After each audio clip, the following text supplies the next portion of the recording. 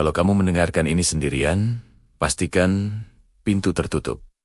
Bukan karena apa yang akan kamu dengar berbahaya, tapi karena apa yang akan kamu dengar pernah benar-benar terjadi. Malam ini, kita tidak membahas teori, tidak membahas dugaan, tidak membahas cerita tanpa bukti. Kita membuka dokumen yang pernah diakui oleh pemerintah, lalu perlahan dikubur dalam diam. Selamat datang di Dokumen Gelap.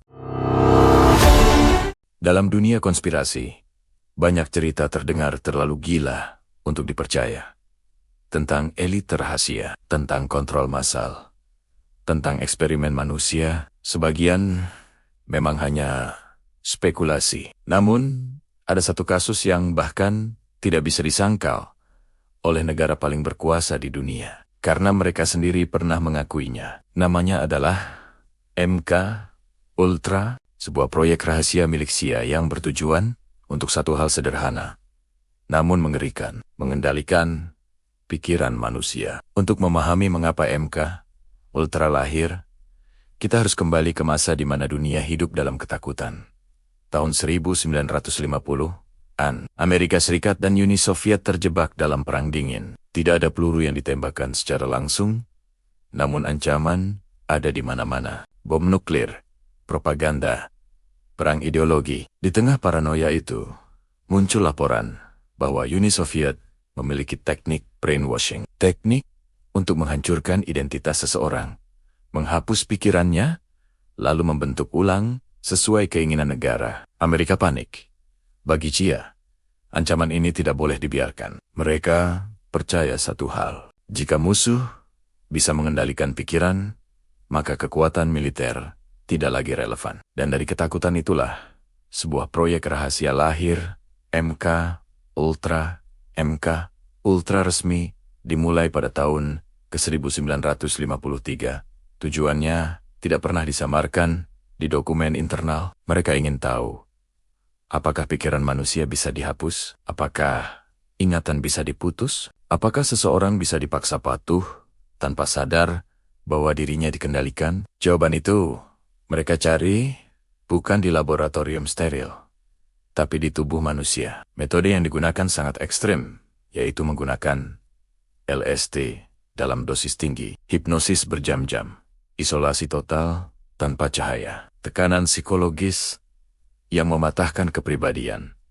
Dan yang paling mengejutkan, sebagian besar subjek tidak pernah tahu bahwa mereka sedang dijadikan eksperimen.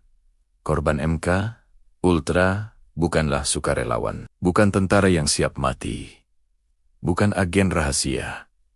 Mereka adalah orang-orang biasa, pasien rumah sakit jiwa yang dianggap tidak penting, mahasiswa yang sedang mencari uang tambahan, narapidana yang tidak punya pilihan, bahkan warga sipil yang hanya kebetulan berada di tempat yang salah. Beberapa diberi LSD tanpa pemberitahuan apapun. Mereka mulai berhalusinasi, kehilangan kendali atas pikiran sendiri, mengalami ketakutan yang tak bisa dijelaskan. Sebagian mengalami gangguan mental permanen, sebagian kehilangan identitas diri, dan sebagian tidak pernah pulih.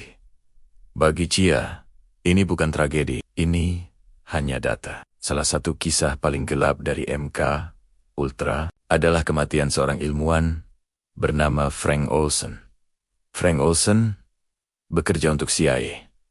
Dia bukan orang sembarangan. Suatu malam, tanpa sepengetahuannya, dia diberi LSD.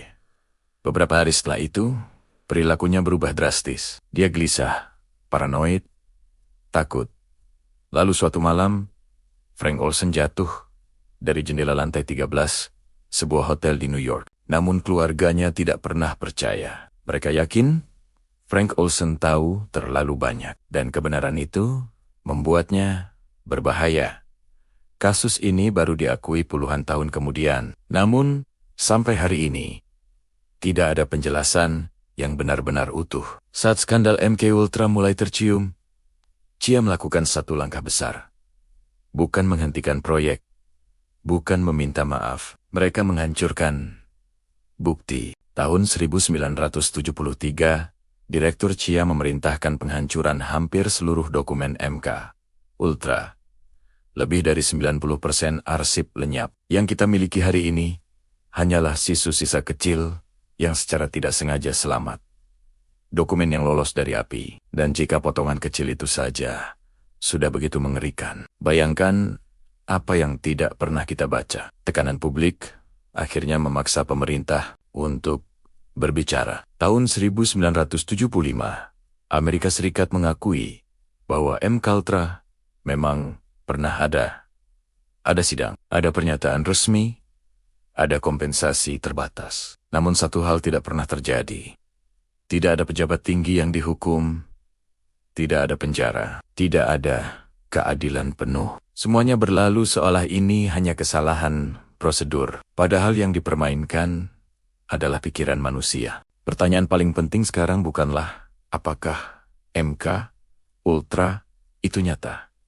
Karena jawabannya sudah jelas. Pertanyaan sebenarnya adalah, apakah mereka benar-benar berhenti atau hanya belajar untuk tidak ketahuan? Karena hari ini, kontrol pikiran tidak lagi membutuhkan LSD.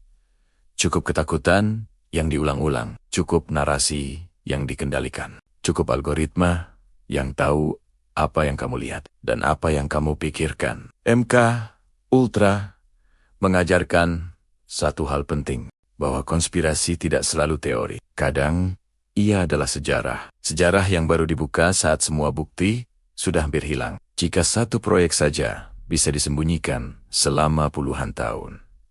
Bayangkan, apalagi yang belum kita ketahui. Dan ini adalah dokumen gelap.